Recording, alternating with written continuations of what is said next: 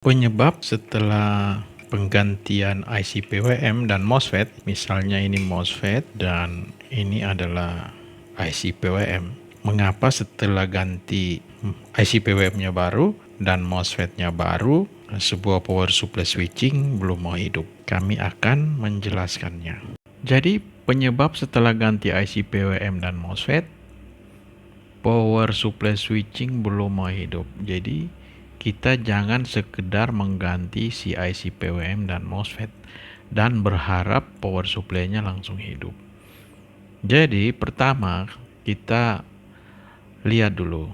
Jadi penyebabnya mungkin solderannya tidak sempurna ya. Ini analisa-analisa awal.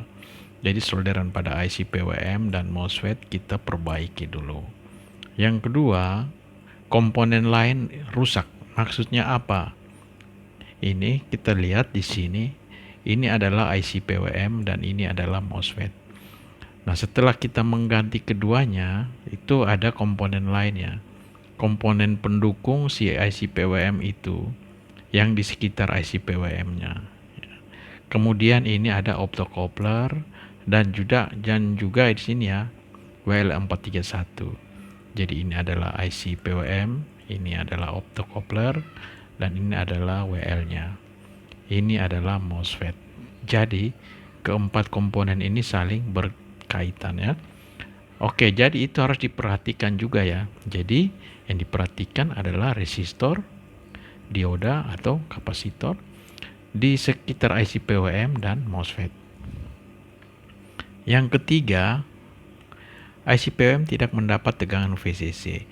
Itu dari mana teman-teman? Jadi dari 300 volt itu dari 300 volt si elko, dari 300 volt elko ini, yang ini ya, ini dia ada jalur yang ini untuk VCC, si IC PWM ya. Dia besarnya itu 10 sampai 20 volt. Nah, ini harus diperhatikan. Kemudian MOSFET tidak dapat trigger dari IC PWM. Maksudnya di sini ada jalur untuk gate MOSFET. Untuk gate. Jadi dari IC PWM menuju gate. Itu harus diperhatikan juga teman-teman. Yang kelima, feedback atau proteksi aktif ya. Jadi ini OVP dan OCP itu di dalam IC PWM teman-teman. Itu bisa jadi dia tidak aktif. Kenapa dia tidak aktif? Karena feedback dan WL431. Feedback dari optocoupler dan rangkaian WL431 itu tidak normal. Ini bisa jadi penyebabnya. Yang keenam, trafo bermasalah ya. Ini jarang terjadi. Yang ketujuh, power supply tidak start karena soft start bermasalah. Ini bisa juga ya.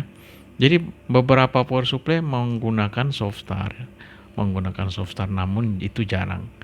Jadi sehingga soft startnya tidak bekerja, IC PWM-nya tidak bekerja. Dan ini ya yang perlu diperhatikan, ini ya, tegangan VCC IC PWM, sinyal gate ke MOSFET dan tegangan output sekunder.